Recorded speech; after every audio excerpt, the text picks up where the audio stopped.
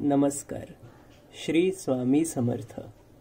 नमस्कार मित्रांनो, कसे आहात आपण सगळेच जाणतो की या वर्षीची गुरुपौर्णिमा दिनांक 21 जुलै 2024 रोजी आहे. तर आजच्या व्हिडिओमध्ये आपण याच दिवशी म्हणजे गुरुपौर्णिमा कशी साजरी करायची आहे, विशेष सेवा काय काय करायच्या आहेत, पूजा कशी करायची आहे, स्वामींना नैवेद्य काय दाखवायचं आहे किंवा इतर विशेष उपासना वगैरे कशा करायच्या आहेत, या सगळ्याबद्दलची माहिती जाणून घेणार आहोत.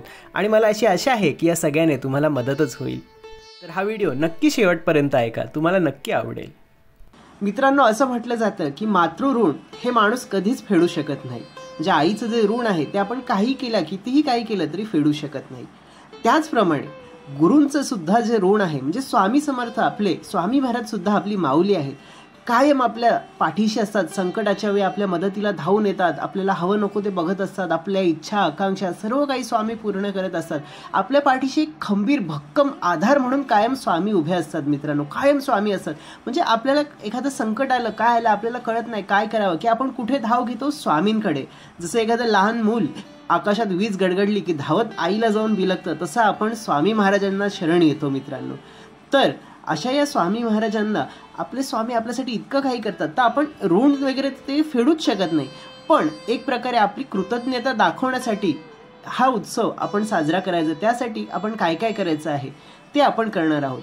त्यामुळे ऋण वगैरे तर आपण फेडू शकत नाही, पण आपल्या मनी जो कृतज्ञता भाव आहे, त्यांनी जे काही आपल्यासाठी केलंय त्याबद्दल आपलं प्रेम त्यांना व्यक्त करण्यासाठी आपण जे काही आपल्याला शक्य आहे ते करायचं आहे. तर आपण बघूया काय काय करायचं आहे ते. तर मित्रांनो, सर्वप्रथम तर ह्या दिवशी तुम्हाला जर उपवास करण्याची इच्छा असेल तर तुम्ही उपवास करू शकता. म्हणजे सकाळी जे आहे ते फलाहार किंवा जे उपवासाचे फराळचे पदार्थ असतात, ताक, ज्यूस, वेफर वगैरे जे काही असतं ते सकाळी फराळ करायचं आहे आणि रात्री कांदा लसूण विरहित जेवण हे करायचं आहे. जर तुम्हाला जमत असेल तर करावा, नसेल जमत तर तुम्ही सात्विक अन्न खाल्लं तरीही चालेल. सात्विक म्हणजे कांदा लसूण विरहित वगैरे असं अन्न खाल्लं तरीही चालेल. करायलाच पाहिजे असं काही नाही, शक्य असेल तर जरूर करावा.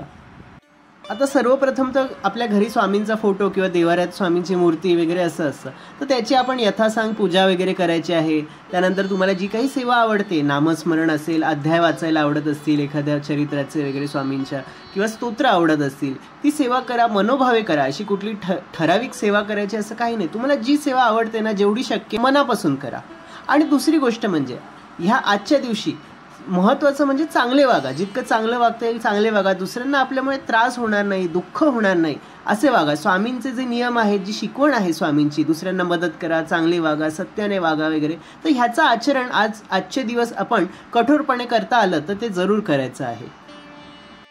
त्यानंतर आपण जर रोज ज्या मठामध्ये जात असाल त्या मठात जाऊन स्वामींचं दर्शन घ्यायचं आहे. जाताना तुम्हाला हवं असेल तर, आवडत असेल तर स्वामींची आवडती फुलं म्हणजे केशरी, झेंडूची फुलं, चाफ्याची फुलं स्वामींना आवडतात ती नेऊ शकता.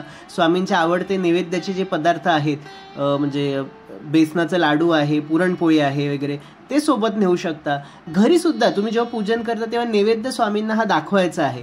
आता नैवेद्य स्वामींना काय काय आवडतो त्याचा व्हिडिओ मी आधी केलेला आहे, तो मी डिस्क्रिप्शनमध्ये देतो आणि या व्हिडिओच्या शेवटी सुद्धा देतो. तर तो तुम्ही बघावा. त्यात सगळं आपण व्यवस्थित सगळं सांगितलेलं आहे, कुठले कुठले पदार्थ स्वामींना आवडतात वगैरे. तर जे काही शक्य आहे त्यातलं ते तुम्ही करून नैवेद्य दाखवू शकता. ह्यानंतर बऱ्याच मठांमध्ये, मंदिरांमध्ये वगैरे स्वामींच्या जे असतं उत्सव वगैरे असतात, भंडारा असतो, असं सगळं असतं. तर तिथे तुम्हाला जर सेवा देता आली तर सेवा देऊ म्हणजे त्या गुरुकार्यात मदत करता आली, काही हातभार लावता आला तर ते अवश्य करायचं आहे. तेही खूप छान एक प्रकारची सेवा आहे. तर ते तुम्हाला करणं शक्य असेल तर तुम्ही तेही करू शकता. आणि काही भक्तांचा असा प्रश्न असतो की जर स्वामींचं मठ वगैरे जवळ नसेल तर दत्त मंदिरात वगैरे आम्ही गेलो तर चालेल का? तर जाऊ शकता तुम्ही. स्वामी हे दत्तावतारीच आहेत, त्यामुळे दत्त महाराज स्वामी वगैरे यांच्यात भेद नाही. त्यामुळे तुम्ही दत्त महाराजांच्या मंदिरात सुद्धा जाऊन जी काही सेवा आहे ती करू शकता. आता मुद्दा आहे दान धर्माचा. तर बघा, या दिवशी तुम्हाला जितकं शक्य असेल, जे शक्य असेल, जे आवडत असेल ते दान करावं. जर तुम्हाला कुठे मठात वगैरे दान करायचं असेल तिथे दान करावं. काही पैसे आर्थिक दान द्यायचं असेल तुम्हाला, ते शक्य असेल ते करावं. जर अन्नदान वगैरे करता येत असेल किंवा गरिबांना काही दान करता येत असेल, जे तुम्हाला आवडतं ना त्या प्रकारचं दान तुम्ही द्यावं. ह्यात काही कुठली हे नियम वगैरे नाही, काय द्यावं, कसं, किती नाही. तुम्हाला जे आवडतंय ना ते मनोभावे दुसऱ्याला दान करा. मठात द्यायचं असेल, अन्नछत्राला द्यायचं असेल, बरेच ऑप्शन आहेत. तुम्हाला जिथे आवडेल, जे शक्य असेल तिथे दान जरूर करावं. मित्रांनो, आता जेव्हा आपण घरी स्वामींची पूजा करत असो किंवा मठात तुम्ही जाल तेव्हा स्वामींची पूजा कराल, त्यावेळेला एक खूप सुंदर प्रार्थना आहे. ही प्रार्थना आपण अवश्य म्हणावी. बघा, प्रार्थना अशा प्रकारे आहे. हे परब्रह्म श्री स्वामी समर्थ महाराज, आजपासून श्री स्वामी समर्थ सेवा मार्गाने अनुसरलेल्या आपल्या मंगलदायी उपासनेला प्रारंभ करून आजीवन आध्यात्मिक जीवनशैलीचा शुभारंभ करीत आहे.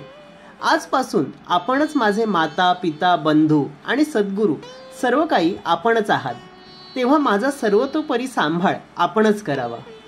अनन्य भक्तिभावाने मी आपल्या चरणांशी शरणागत होऊन विनम्रपणे प्रार्थना करतो की न घडो कवणाचा द्वेष मत्सर, सेवा धर्माची श्रद्धा वाढो अपार, वेदविहित मार्गाचा आचार करवी सद्गुरो मज करवी.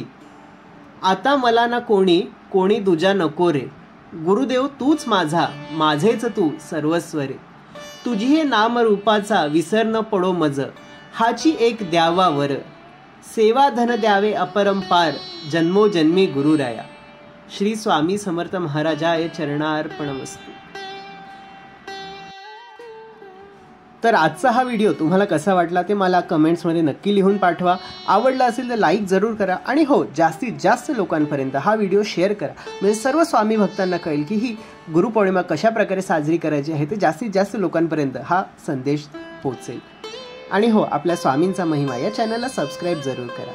चला तर मग, स्वामी तुम्हाला नेहमी सुखात, आनंदात आणि सुरक्षित ठेवो हीच त्यांच्या चरणी प्रार्थना. धन्यवाद. श्री स्वामी समर्थ.